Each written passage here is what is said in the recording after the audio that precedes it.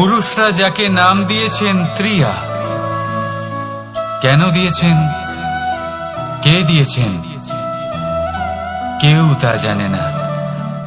কথায় আছে পুরুষরা ভাবেন যে ত্রিয়া, ভাবেন একরকম, বলেন অন্য কিছু, আর করেন অন্য কিছুই।